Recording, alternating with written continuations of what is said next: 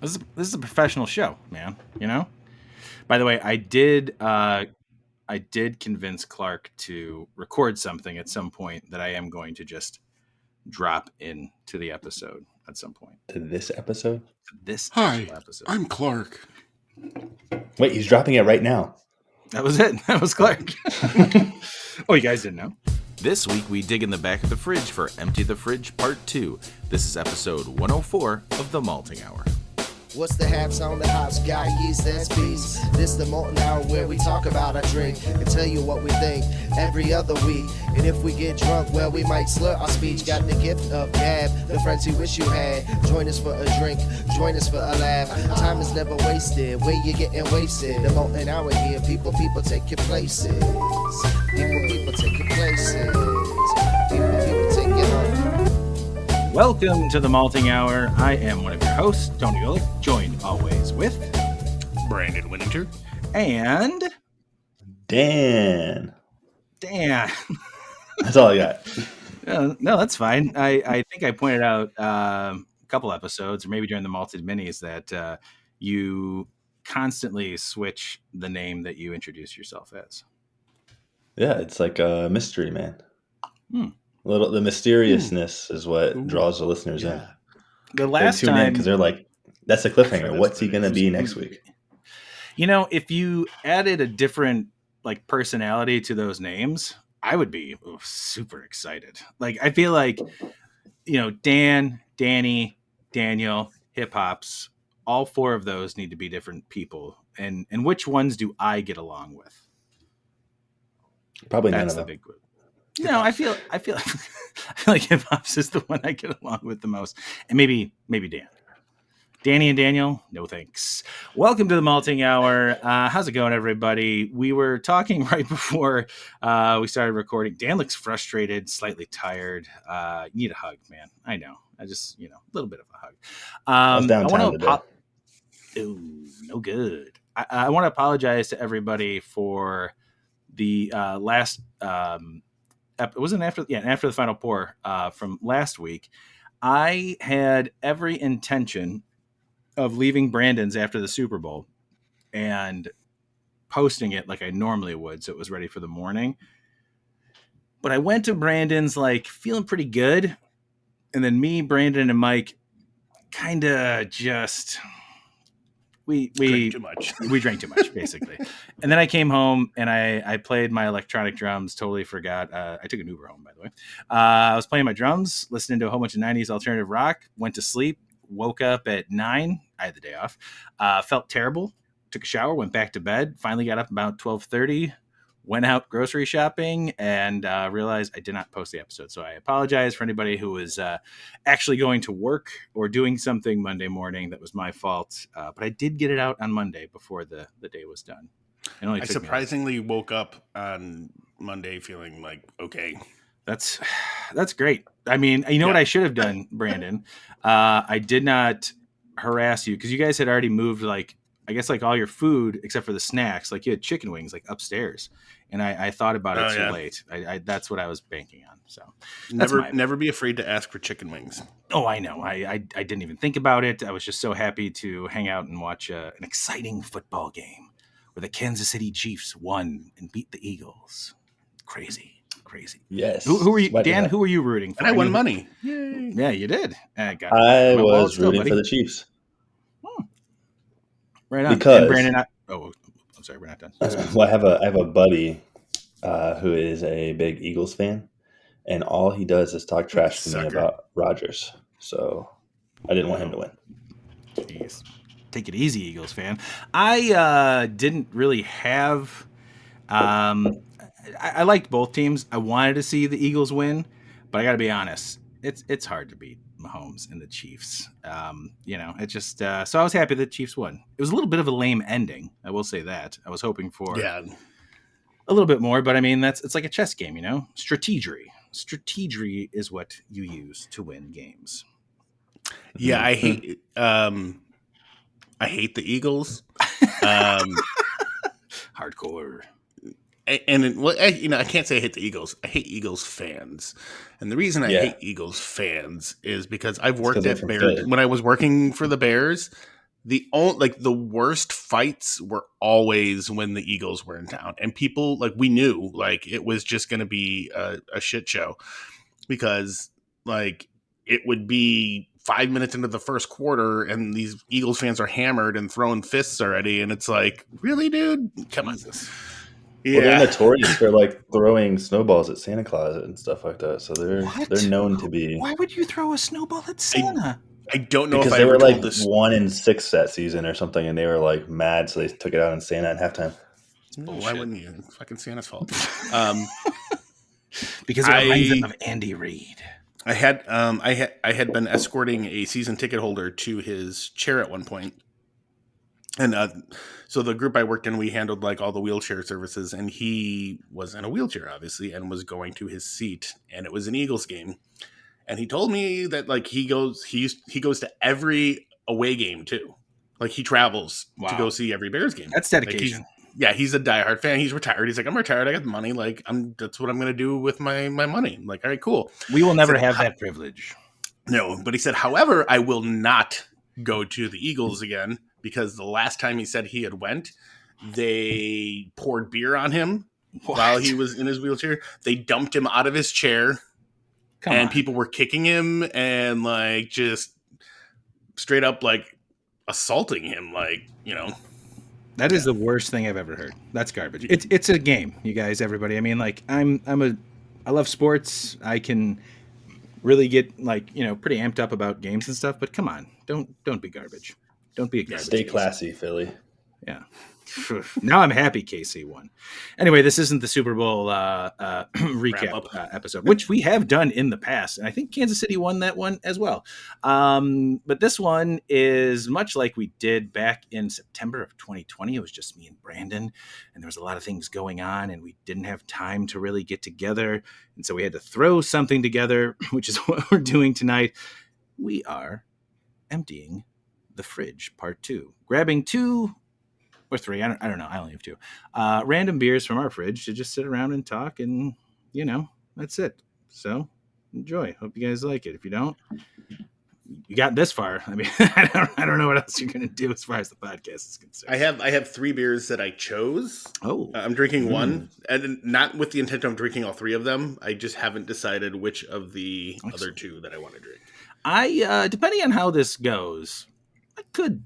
Technically tomorrow, we're recording this on Wednesday. I took this Friday off as well because we'll get into that shortly. This is my Thursday, so I don't have a lot going on tomorrow at work. I'm all kind of caught up. I might have a third one, but let's start with Dan. Dan, you have not done the empty the fridge with us before.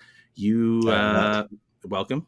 This is what we do when we don't have anything planned. Well, we don't have anything planned for this week. We have random stuff planned. We do. We actually do have like a handful of stuff, and we're trying to get our schedules together. Dan, what beer are you drinking today? I am drinking Barbarosa from Cruz Blanca Brewing. This is 2021 Imperial Black. Yeah, our Imperial Black and Red Raspberry Ale aged in bourbon and red wine barrels. It comes in at 11%, and it's what is this, a 500 milliliter bottle? So it's not too small. So I don't know if I'm gonna go more than this. This is a sipper. Is this the only beer you're gonna drink for the episode? It's okay if you say yes, of course. No, I have something else. I'm gonna. Are you gonna cap it? Or I have a finish it? I have a wild card that I'm gonna drink later. Ooh, nothing like no spoilers. Have you had this beer before?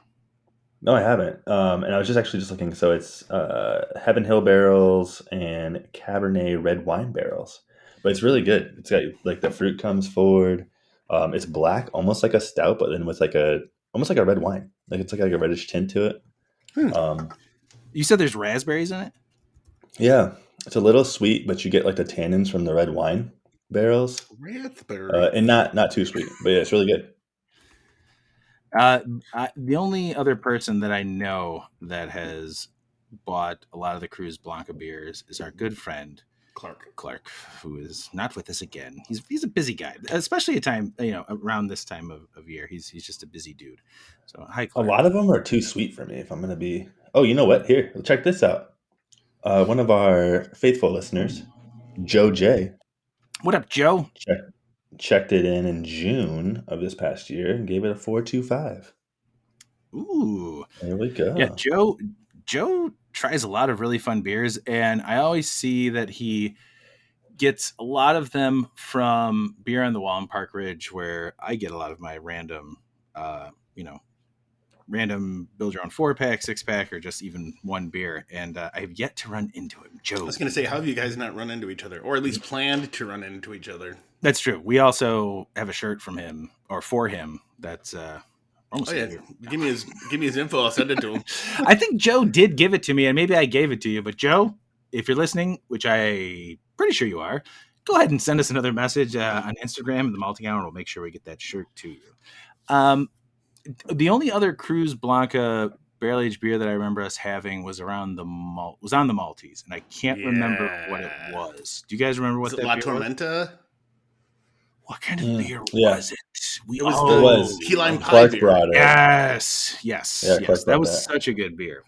Cruz Blanca makes some really great beers, and hopefully we do a full episode on that soon. But just the regular, flagship beers are very good, but their barrel aged beers are pretty fun.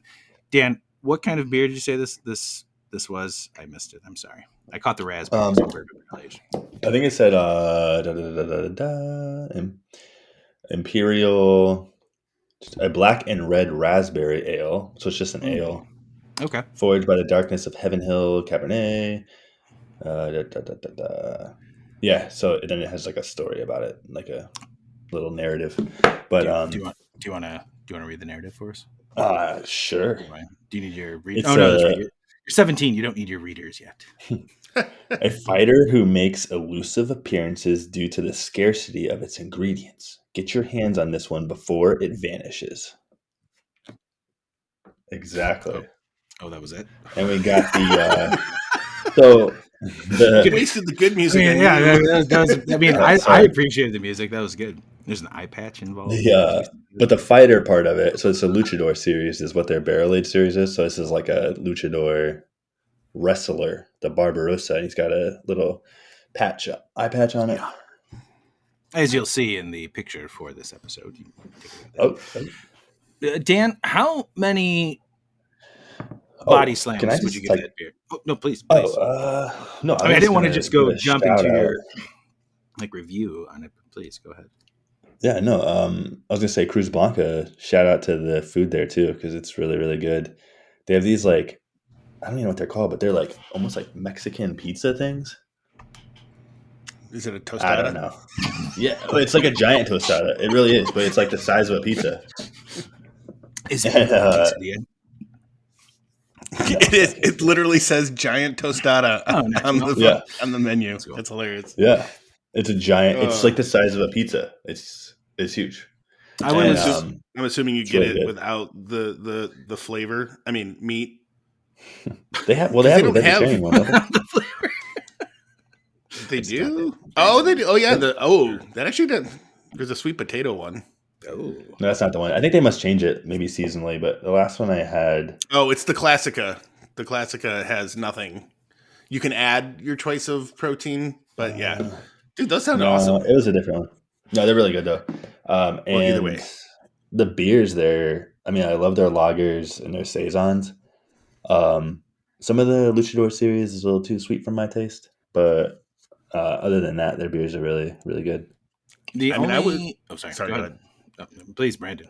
I was going to say I was sold really on that that La Tormenta, and I've had going out and about. Like I've had Cruz Blanca beers here and there. I was just going to say the first time I remember going there was when they had like their I guess it would be a Mexican version of an Oktoberfest.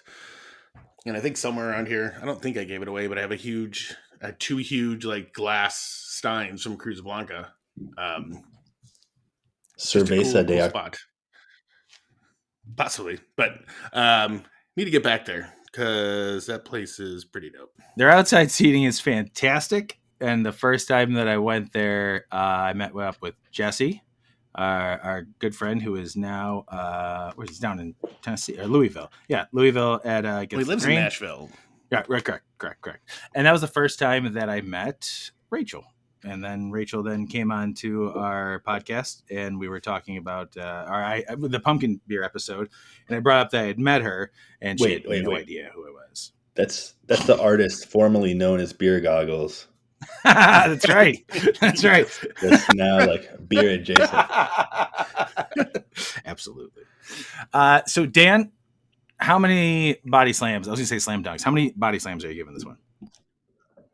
Well, I'm not going to give this any body slams, but it's only because the complexity of it, the red wine tannins along with the raspberries. It's a very delicious beer. It doesn't drink 11%, which is pretty scary, but I'm going to give this 4.25 Rey Mysterio Juniors. Yes. Great reference. Fantastic reference. Good job, man. I'm impressed that you went with an 11% beer. Yeah. I mean, I think I asked, like, is this your only beer tonight? Or I'm sick of seeing it in my fridge. And you can bring it by us. We'll drink it with you. No, but Brandon? It's really good. No, because honestly, I was like, nope. We're done. That's it. Okay. That's it, Dan. You had your chance. You went with it. You blew it. And I'm just joking, man. I'm trying to be nicer. I'm sorry. That's so rude. I don't like hearing me be mean to you when I listen back to this. You should just do what I do. What's that? Not listen. Skip over. I'm going to continue being a jerk too. Brandon, what are you drinking? I am drinking a beer from a once local brewery that has now moved. That still local, but not so local. It's from Lake Effect Brewing. It is their Gose Reposado. Hey. Tequila barrel-aged Gose ale brewed with sea salt. If I'm not mistaken, I think I've had that. Maybe with you, maybe without. What's it look like? Oh yeah, it looks. That is one of the Lake Effect standard labels there, man. That's like I appreciate that about Clinton Lake Effect, where they do those type of labels, where it's just kind of like that. Their Omega School of Brett kind of looks the same way, and they got away from putting a bunch of images on there and started doing a lot of that. That's kind of repetitive, which is nice. Yeah. So do you think that it's supposed to be? Sorry, go ahead. Go ahead. I saw the label. The label was like a agave plant. I was like wondering, is it supposed to be like a mimic of like a margarita, or does it have some kind of agave? It definitely does. No, it's. Well, Brandon's about to get into that, Dan. Yeah. Sorry, go on. It is drinking. It's drinking like a Gose. I'm getting a lot of that, like that tartness, that little, feeling like a little kick of heartburn. But I'm also getting tequila. I'm not getting so much barrel as I am getting like actual like the essence of tequila in here. What type of tequila was it again? How do you pronounce it? It doesn't say. No. You said it. Read the description of the beer again. Gose Reposado tequila. Reposado is the type of tequila. Oh yeah. The only reason I bring that up is because I thought you were asking like the name of the tequila. No. The type of tequila. That is like that tequila. I used to really like silver and clear tequila, but that Reposado. Reposado. Thank you. Is probably my favorite tequila, and it's also my daughter's favorite type of tequila. Imagine that. Crazy. Sorry. Brandon, what are you getting from it? Well, I was going to go ahead and read the description real quick too. So sorry. I'm jumping ahead. Our simple Gose recipe brewed with sea salt becomes transformed by resting 8 months in a barrel that once housed bourbon and then tequila. The scent of agave is in the nose of the sparkling ale with notes of earth and sea in the flavor. This ale is refreshing with its bright tartness and smooth finish, brewed in collaboration with Warehouse Liquors. I wanted it to be with tastes of notes of earth, wind, and fire. That's right there, Dan. I'm definitely getting the earth in there. Dan, that could have been a record. You could have paired it. No, I was actually getting ready to show you a record. That's what I was reaching for. But no. I'm getting some pleasant lime notes in there that like complement obviously like the tequila, and I'm getting the saltiness. It's got a very dry finish. but it's super easy to drink. It's only 4.8%, which is surprising. But I like that fact because this is definitely, it's a beer that I could see myself drinking again, like repeatedly. And I'm not big. I'm not like a huge person. I don't seek out, Gose all the time, but from what I'm getting from this, man, it's got everything that I would enjoy about a beer. And it's funny. So going back to your, like, I sat by the ocean. It's got that it's reminiscent to that, and even like beer for tacos, like some of that. It's got that all that stuff that the pleasant notes that I enjoy in those beers come together in this, and it's just Clint does good beer, man. Like it's it's not shocking to me, but I enjoy it very much. So that's this whole time as you're saying that I was in my head, just reminding myself, let other people speak and don't talk over people. Like when I edit a podcast and I hear me talking over everybody, I'm like, you asshole, just shut up and let everybody else talk. That's exactly what I was thinking. Like, I feel like Lake Effect is slept on so many times for the different type of styles that they do and the different barrels that Clint uses and the different styles of beers that he uses in different barrels. Like, there's a lot more hits than misses. And with this particular style and the barrel that he used and everything that he did, I'm not surprised at all that it is as good as you are claiming. Like, I really wish I had one. Kind of yeah, I don't remember. Like I remember like the early days of Lake Effect, and like I think then he was much more experimental. He still is he's very, very experimental still, but they were trying things, they were trying recipes and things like that, and not everything was like a winner, and he would even admit that. But that's the kind of the way it goes for like a new brewery finding their way. The way it goes. Yeah, Dan was on that too. The way it goes, and then branded. Hey, so what I was going to say though is once he got into using barrels, there was a very fine, small, I would say very small window where some of them just were okay. And then it became like good. And then there's some that I would actually say are great, So okay. he does really well. Like he knows how to treat a barrel, man. And I feel like the only ones I didn't really care for, and that was my particular taste, were his gin barrel aged beers. They were rough for me because there was juniper in there, and it was just very, very floral. Like it was just too much juniper spice for me. But there's an audience for that, is what you absolutely. have to remember. No, I mean those beers flew off his shelf there. But yeah, a lot of his barrel aged stuff, the things that he does, like his Fernet barrel aged stout, is so good. I've yet to have actual Fernet, but the Fernet barrel aged stout was so good.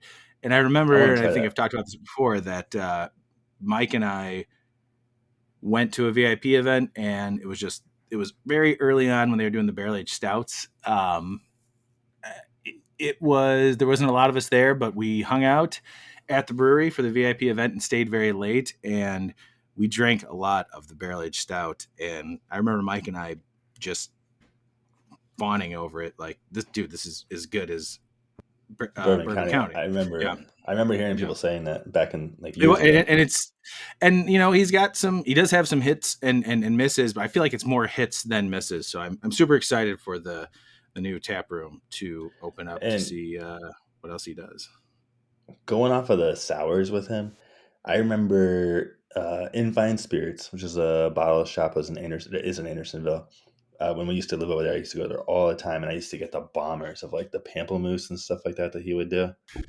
That was pamplemousse, hands down, still one of my favorite beers from Lake Effect. That was really good. But he had a bunch of different sours with the different fruits. I can't remember the other ones off the top of my head, but I know. Yeah, I'm really excited for Clint to open up the new spot, and to see what is available. Like I'm really excited. Brandon, I'm curious. how? I'm curious to know how he hooked up with. You said it was Warehouse, right? Warehouse Liquors. Yep. He distributes. They're like.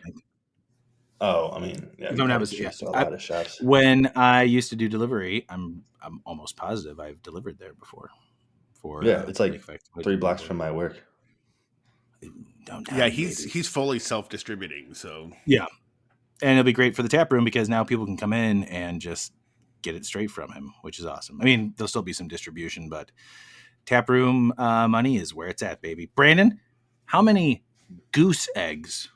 No, that's a negative thing. How many geese would you give this Gose?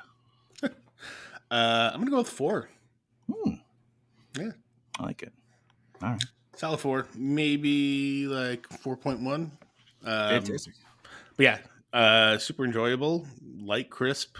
Got those perfect sour notes. Got that hint of salt and lime. Definitely a good representation of a tequila barrel aged beer.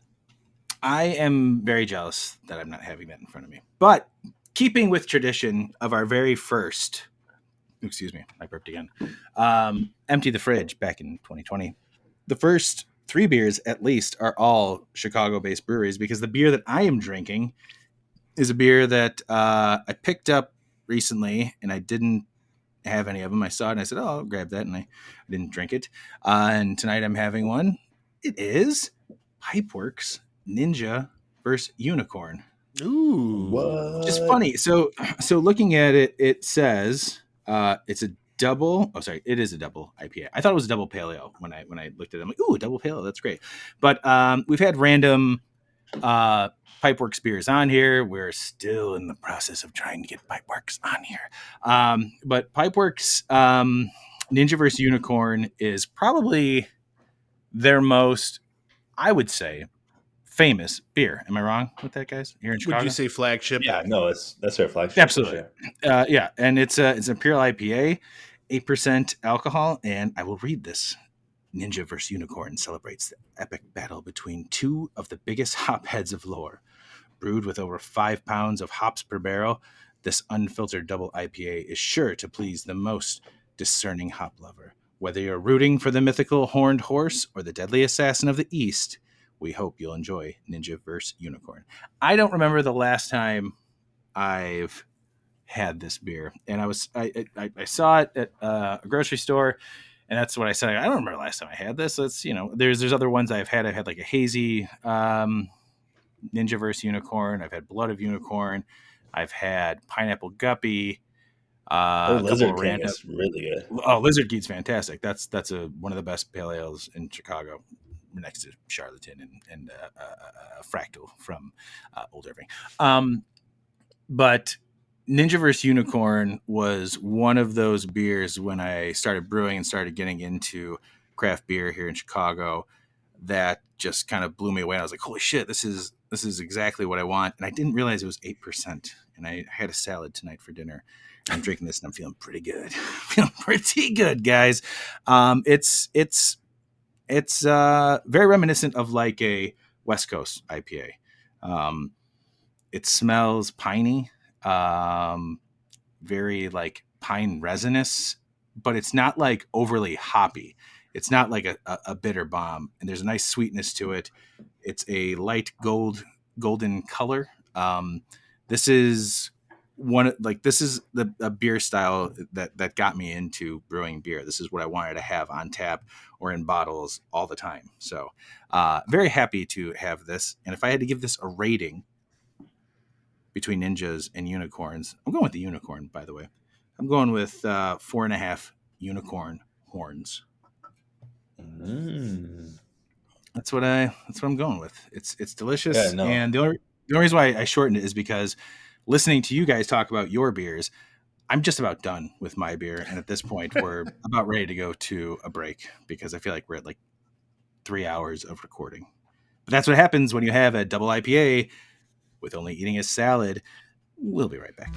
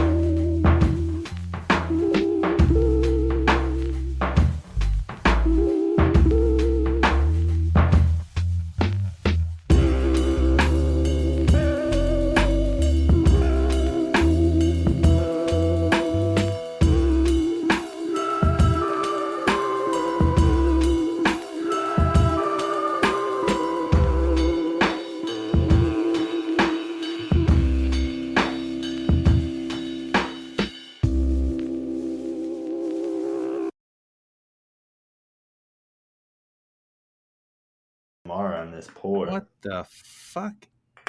Oh, wait, hold on. There we go. I can find it. Do you guys mind if I go first with this one? Sure. Yes. Oh, no. Jeez. Thanks.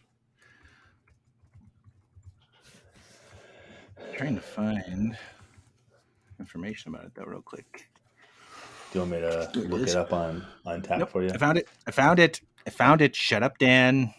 Just gotta let the website load. Okay, I'm ready. And we're back. We are back. And after me knocking down my microphone, hopefully it still works. That was fun because my headphone cord is too long. All right. Wow. Brandon, if you look at the screen, you can see the "and we're back" just clipping so nicely.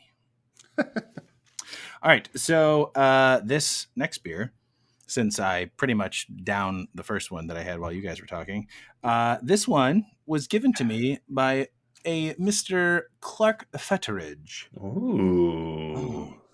Yes, he gave me this randomly for my birthday. Is it Nick to Dick? No, I wish. It'd be fantastic. This is from Lo-Fi Brewing, which, you know what, I did not. This website is insane. As I move my cursor, there are things happening. I don't know. Can someone check out where Lo-Fi Brewing is from real quick? Yeah, I would love to. Actually, it's Charleston, South Carolina. So this is Lo-Fi Brewing's Blueberry Wheat. And looking at the description, it says a smooth American wheat made with... Okay, so there's a lot of things happening on this website. Everybody, go to lofibrewing.com/beers, and you'll understand what I'm talking about. Smooth American wheat made with German malts and a gentle touch of blueberry to finish. It's 5.2% ABV. Nice. So 4,000 people have checked this in on Untapped, and there's no description. Interesting. Bizarre. It looks like a Deftones. It does. Wait, I see what you're doing. What? You're going full on unicorn theme.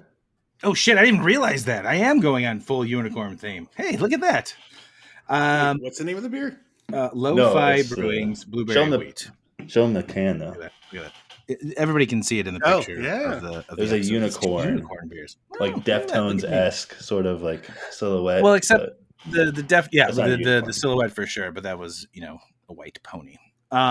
This beer comes off as let's see, take a look at that. What do you guys? There's some sediment floating around. Number one, it's got a golden hue to it. It smells tart, but it's not tart. Blueberries are a little tart. This is a tasty wheat beer, and I used to be a giant wheat beer fan, but then because I brewed so many of them, because it was very easy in my early homebrew days, just like saisons, I kind of fell off of it. It's good. There is blueberries are hard to use in a beer, and I feel like these are probably made either with fresh blueberries or they did a blueberry extract that was very subtle because they didn't want to get over the top with like a blueberry pie or a fake blueberry flavor. But it's like blueberries are tough. And the fact that there isn't a like purple bluish hue to the beer, I have a feeling maybe that was an extract. It's not bad, but I will say that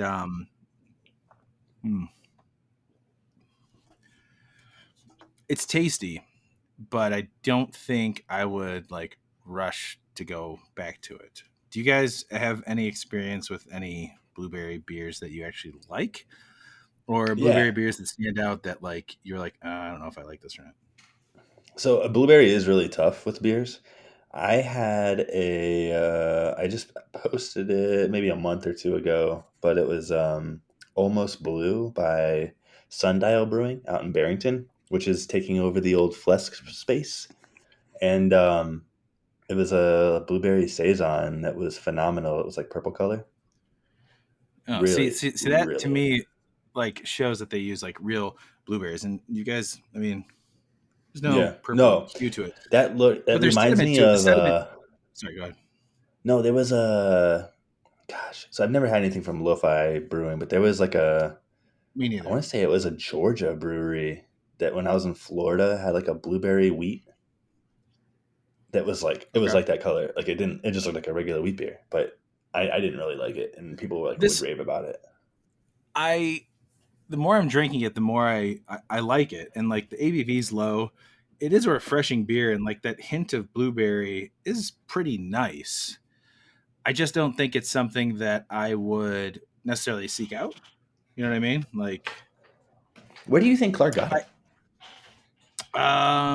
Did he go to South Maybe Carolina? either he got it from South Carolina or a friend that came up from South Carolina. I will I check could in with do Clark.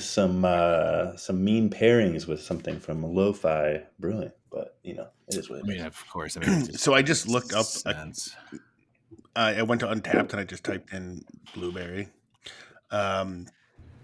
It's some stuff came up. There was a beer that I enjoyed from Brickstone Brewery. Remember they had their blueberry pomegranate milkshake IPA? Oh yes, that was like one of the first milkshake IPAs we like. Brandon, was that on the episode where we all Yeah. you and Clark We were texted like, each other? Like, holy yes, shit, this is amazing. this is how they should be. Revolution also did Pursuit of Freedom with Concord grape and blueberry. Also very tasty. And then back in 2019 from Decadent Ales, I had a blueberry frosted pastry. I only gave that a 3. Was not I think I gave it a 3 because the blueberry did not come through as well. And then there's a couple other things on here. Most notably, What about the Northwoods? Bourbon County Northwoods had blueberry in it. Yes, good old Northwoods. It's either a hit or a miss when you're having it. This I feel like, and maybe I'll just on. I mean, you guys can do the same thing too, as far as listeners. Reach out to Lo-Fi and find out if it's an extract. I feel like because I've used extracts in the past for beers when I first started brewing, and also some other random things when I did a sour that, like my base sour beer, and I had extracts to pour into it. That's kind of what this reminds me of.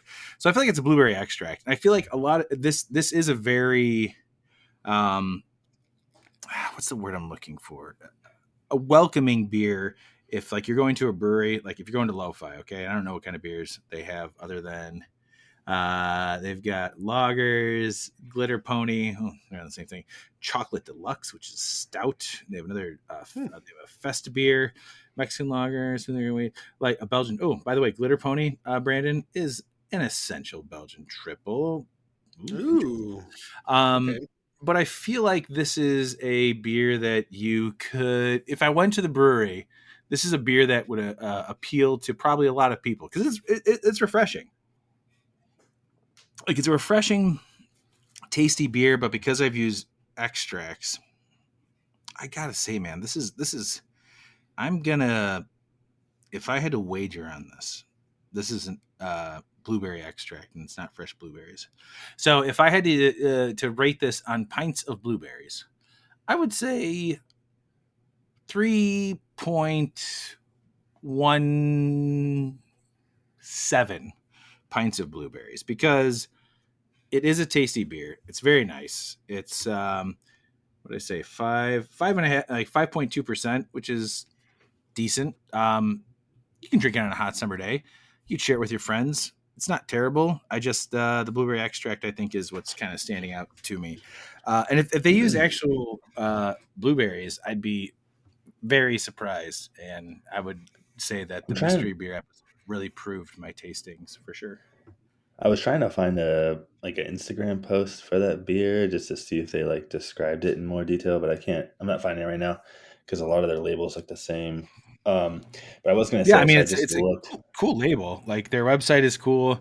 I like the whole feel of it. I would like to try the fact that like when I go to their beers, it's Lo-Fi Lager, Lo-Fi Blueberry, Lo-Fi Glitter Pony, Lo-Fi Chocolate Deluxe, and Lo-Fi Fest beer. So we get a Mexican lager, the blueberry wheat, the Belgian triple, an American stout with abundance of classic malts and loaded with pure Ecuadorian cocoa, no sweeteners, no BS, 6%.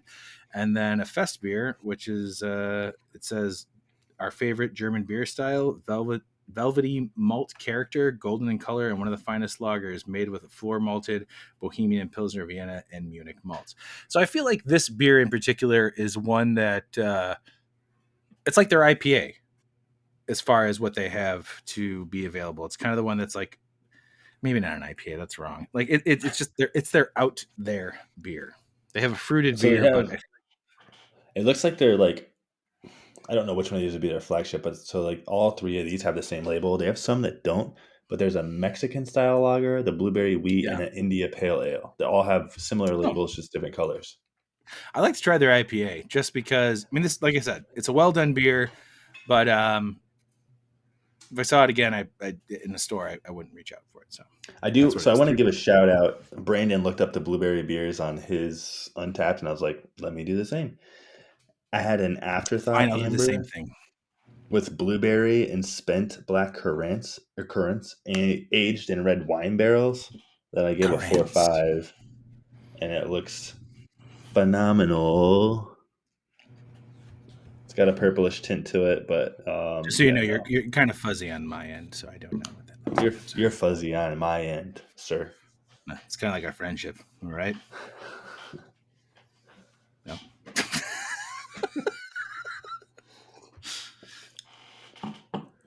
Yeah, so Clark, if you have any more of those lo-fi beers. When it gets super silent like that, it's awkward for the listener. Someone's got to jump back in there. That's what I just did. Brandon did a big yawn. Dan, you came in here like you didn't want to do this. I had a salad and a double IPA. This is almost like an after the final pour at this point. All right, so we're moving on. Brandon, what are you drinking? So I switched. So I had two that I had selected, and I decided to go with a different one because the two that I had selected were both in like the 4.5%. Oh no, they were like 4.5 to 5.5 range, and I was like, I could go a little bigger. I didn't go too big. I actually went with Hop Butcher for the World's Meet the Simcoes. Hey man, where'd you get that from? Probably you. It was for me on the Super Bowl, you drunk bastard. Wait, real quick, just so you know, my favorite blue thing was Blue Bobber, a blueberry ale from Fox River Brewing Company. When Brandon and I last year went to the New Glarus Beer, Bacon, and Cheese Festival. Brandon, you remember Fox River Brewing? They had the fruit beer. That's the most recent one as far as I can see. So just throwing That's not the guy that said, let's go Brandon, right? No. This guy was cool. Oh, gosh. Sorry. Anyways, Brandon, go ahead. Continue with the Let's Meet the Simcoes. So Meet the Simcoe. It's a Simcoe hopped India Pale Ale. This is I think my first time having this. Technically, you're second because you did have it on Super Bowl Sunday. Oh yeah, that is true. My first time having it without a bunch of other stuff beforehand. Yeah, it was a mess. It was a great time, but it was a mess by the time I left for me. Yeah, and I think when you guys left, I just went upstairs and went to bed. Good idea. And after I told Beck, I was like, I'll clean up. I just went up and I fell asleep. Which is funny because I said, oh, Myke and I'll help. We didn't. Yeah, I'm dumb. Anyways, so this, if you've ever had this before, it's super, super hazy. Like very, very hazy. It's not, is this supposed to be considered a hazy IPA? I believe so. There's only a handful of Hop Butcher beers. It probably just says IPA on the can. Yeah. I don't think there's like double dry hopped IPAs, but a lot of their IPAs are hazy IPAs. And I want to. This one just says Simcoe hopped. To take Clark's place here with the quick research. So I did know that Hop Butcher does a whole series where they do the Meet the Blank, and it's like a single hopped beer. So they have Meet the Motuecas, Meet the Mosaics, Meet the Nelsons, Meet the Citras, and Meet the Simcoes. And they're all listed as IPA New England / hazy. Okay. That would make sense then. Brandon, you're not particularly a huge fan of hazy IPAs. No, not necessarily. I don't hate them. It's just, again, it's like one of those styles that I don't actively seek. However, having this reminds me how much I actually do kind of enjoy Simcoe hops. Because if I don't know, wait, hold on. I actually looked something up too. Oh boy. Like literally, because I was confirming that it literally was just Simcoe hopped. So I wonder if this is kind of like their version of smash beers.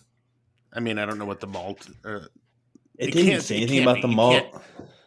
But you can't do a hazy, and like have it be a smash. I think there's got to be something else in here. Regardless, you could. I think you could. You can totally do a. Yeah, but that's do like wheat or something in there too. That's true. Yeah, I don't think it's a smash beer or oat, but as far as a single hop beer, for sure. Yeah, and it's fantastic. Could I drink a ton of these? No. But like hop bombs in general, like I've grown out of that phase where like I can't sit there and drink like super hoppy beers all the time, like consecutively. But I will say that I do enjoy the flavor on this, man. I'm getting like orange. I'm getting some effervescence.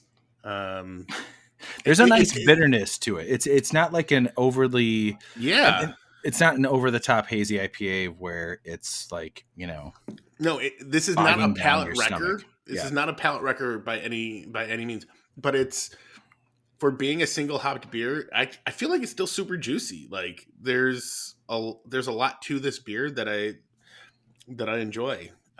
Simcoe is one of my favorite hops, and that I don't think I've used it in any of my hazy IPAs, but I've used it in IPAs and pale ales, and Simcoe is one of my favorite hops. So when I grabbed it, I grabbed it in mine. And we're using Simcoe in our collab beer that we're doing. Hey man, I was going to get to that. I'd say this is a shout out to this is like a deep cut for all the listeners. But isn't Simcoe like the boxwood hop? Is that what they said? We need to get Joe involved from Dry Hop and Corridor and Crushed by Giants because he's way familiar with the boxwood hops. But real quick side note: by the time this comes out, we're already done with what we're doing, and you guys may have seen the post online because Brandon already hit on it. Because Brandon, as soon as you said that you chose this beer and you started talking about it, I already pulled up the recipe so I can reference it because I thought for sure that's what we chose. Got it right here. Yeah, there it is. I got it too. Just so you guys know, if you're in the Chicagoland area, we are doing something that we've wanted to do for a long time. Dan, we'll get to you, just so you know. And then Brandon will get your review here on the Hop Butcher, like how many Simcoes you want. We are doing a collaboration beer with Howard Street Brewing. We're super psyched about it. It's a pale ale. It's got Simcoe in it. So that's what Brandon was referencing. We got Simcoe, Cascade, and Amarillo in there. Dan, sorry, I know you can't make it to it, but I know that me, Brandon, and Clark and Chuck are all super stoked about it. And actually Brandon came up with a recipe for it, and we ended up just telling Chuck the ingredients that we wanted to do because we wanted it to be a real collaboration. So we gave him the hops, the grain, and the yeast, and he came up with a recipe, and so now it's like a real collaboration. So you guys can look forward to that. Did he adjust the hops? I don't know. We'll find. You know what? The email. I think he may have added one. By the time this Cascade, Simcoe, and Amarillo is what we chose. He did change the yeast, which we are using Omega yeast. Which I think Amarillo is the cat pea or the boxwood. It might be. I know it's more grapefruity, but just so you guys know, if you're in Chicago, we're gonna do something. This beer has been made, it's been brewed, and just follow us on social media because we're gonna do something as far as a release with Howard Street because we're super stoked about it and we love pale ales. You guys should go live so I can see what's going on. Definitely we'll be doing some video. Yeah, live sounds pretty good. We're mashing in at 9 a.m. And when this has come out, we mashed in at 9 a.m. on Friday. Which is why I had Friday off. Like I said, this is my Thursday. Yeah, super excited. Sorry, Brandon. I know I sidetracked that because you had brought it up. Dude, how excited, by the way, are you about making this beer with Howard Street? I'm excited because this is something that I think shortly after starting this podcast, it was, a fun idea that we had hey, it'd be cool if somebody would let us do this. And with all the breweries that we've talked to, I think even before we even interviewed Howard Street, didn't they even mention to you like, hey, if you ever want to do like a collab thing too, like yeah, and that was with Joe, our good friend Joe Steigerwald from Dry Hop and Corridor, and that's still something that we can do. But Howard Street is chugging along here, and they have the opportunity to be able to do a collaboration beer with a podcast before it's I mean it's gonna be super cool just kind of seeing how they do everything in that space. So we'll definitely either be going live, we're going to be recording some stuff, so yeah, super cool. So you guys may have already seen that. If you haven't seen it, go ahead and check our Instagram, because that's what's going on with us at Howard Street. So let's go back to the Hot Butcher beer. Brandon, how many family members are you rating this beer? I'm gonna go 3.9 family members. Oh, that's nice. Just out of curiosity, why 3.9? Because I feel like I gave the last one a 4. Close to 4. Hey man, that's honest. That's real. And honest. Like like hazies aren't my like it's not your jam typically, but I did enjoy the beer, so like it's almost a 4 for me. It's a 3.9. Right on. All right, Dan, have you moved on to something else? We're getting probably closer to the end of where we should be. So yeah. Not rushing you. I didn't know if you moved on to another beer. I did move on to another something, but like I said, it's a wild card.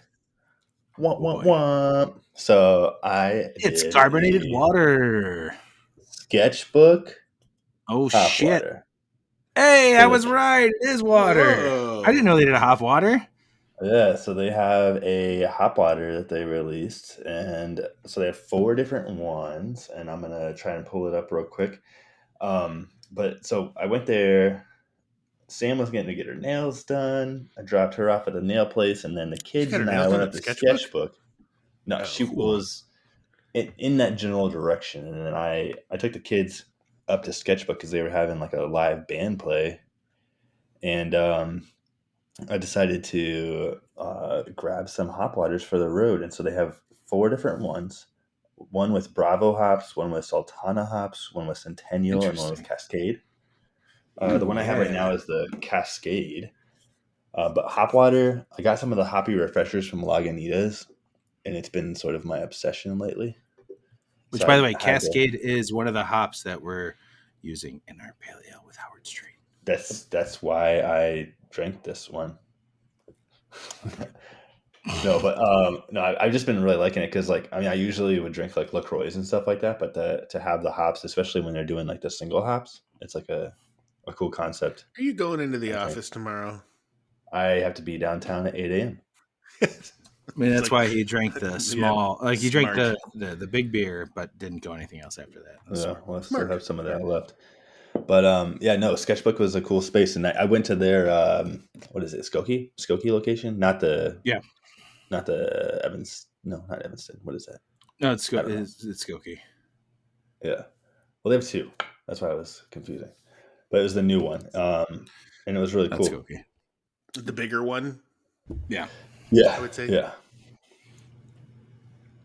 I think. But actually, Sketchbook, we're going there Saturday. We were there Saturday. We were there this past Saturday. Well, it's awesome because I didn't know that Sketchbook did a hop water, and Brandon and I don't know if we definitely did not talk about it here on the podcast, but Brandon and I tried, and Clark and myself, all 3 of us, because Dan, I don't think you tried any of it. There was like Lagunitas. They have their regular like hop water, but then they did like a mixed pack, which was very good. Refresher. Yeah. And then Hoplark I discovered at Whole Foods, where I had like a Citra, a Mosaic, and Cascade, like just water. And they have teas as well, like a white tea with Mosaic. And then they have also had one. We had the cinnamon one. We had the cinnamon one in GABF. Is that Hoplark? Yeah. Oh shit! I didn't know that. Oh, you know what? Shout out to Athletic Brewing, because Right? It's Athletic Brewing. Yep. Because of my birthday, and I told Brandon and Clark to sign up for it. I'm not sure if I told you, Dan. I think it's through Facebook. I signed up for a mailing list on Facebook, and they sent me a code for my birthday, which just passed, and I basically got a free 6-pack. I just paid $5 for shipping, and it was delivered this week. It's one of the best non-alcoholic beers I've ever had. It's called their Soul Sour for Black History Month. And it is sour non-alcoholic beers are probably the best non-alcoholic beers you could have, other than Sam Adams Hazy, which I really love. But like it's tart, it's sour, it's refreshing, but there's still like this malty graininess in the background with it that's very good. So thanks, Athletic Brewing. Feel free to sponsor us. Oh, it has blueberry. All of our episodes of drinking actual beer. Yeah, we'll just drink your stuff. It is good. Like we did talk about that for GABF, like how some of the non-alcoholic beers were fantastic. Yeah, So I it mean, I has was blueberry, drinking just the lemon, and hazy. mango. Ooh, Fantastic. but I was saying I was drinking just the hazy for drinking. Oh, it's right? from Sam Adams. Yeah, Oh, dude, it's so good. there's a reason one gold. It is like that, and the, you know what, Brandon, I already have like 100 beers I owe you in my fridge. I don't bring to you, but I'll save a Soul Power for you as well, because I remember it wasn't Soul Power that we had from them at GABF, but there was a sour beer, and I was like, holy shit, I wish like this was something that was available all the time. And they do each month like some type of random beer that they try and do, and it just so happened that February was a sour beer, and I was super stoked. It's Cool. so good. That was going to be one of the beers I was going to try. I probably should have done that other than the double IPA. If you want to save one to drink with me sometime too, if you have multiples, think about it. I do. I have 4 left. I'll drink 2 more and save the 2. One for Brandon, one for you, Dan. How's that sound? Just bring it next time we record, like here. That sounds good. Yeah. Well, guys, this was a pretty good worked out. wrap up. Yeah. That worked out nice. There were some technical difficulties. We'll see how well I did for editing. We'll see how that goes. But the empty the fridge stuff is always fun. We are moving slowly from winter into spring. We got a lot lined up, and we're super excited about the beer with Howard Street. If you're in Chicago, we will keep posting about that. If you're near Chicago, come on in for it. We'll figure out when the hell that's going to happen. I don't know, but check on social media, because we've definitely posted about it. Well, we're going to make a big deal about it. Absolutely, because it might be the one time we collaborate with a brewery. Exactly. This might be it. Dan, always a pleasure, man. Always. Dude, you look so like are you exhausted right now? What's going on? No, I'm He's just 2 like kids. He's rubbing No, I my know that. eyebrows. Just making sure, man. Just making sure I want to make sure that you're okay. Okay? No, I'm good. You're good? All Chilling. right, good. Good to see you, man. Thank you for the Good to birthday see you. gift, by the way. Yeah, you're welcome. I haven't opened it up yet. I'm super excited. You'll probably get Brandon? in trouble if you play that on the outro, but Yeah, no, I can do that. It's Aesop Rocks No. Flip on vinyl. Brandon, also thank you for the birthday gift. I haven't opened that up as well. You're welcome. That's a Weller bottle that Special reserve. that I put it up in the upstairs bar so that when people come by, and it's not just for me here in the basement when we're just recording. That's for everybody to come by and enjoy. There you go. All right. Love you guys. And thank you everybody for listening. And we'll see you guys next week. Thanks, everyone. bye. Bye. This has been The Malting Hour. Be sure to follow us on all social media by searching The Malting Hour and at themaltinghour.com. You can also follow us individually on social media. Brandon can be found on Instagram as BMDub81, on Twitter, BDub81, and on Untapped as BDubDrinksBeer. Tony can be found on Instagram and Untapped under Asa Phelps Chicago, on Twitter, The Asa Phelps Chicago. Clark can be found as Clarkowski on all 3. Dan can be found on Instagram as hip__hops and hip hops on YouTube. Be sure to subscribe, like, and rate the show on your preferred podcast listening platform. Until next time, cheers from all of us at The Malting Hour.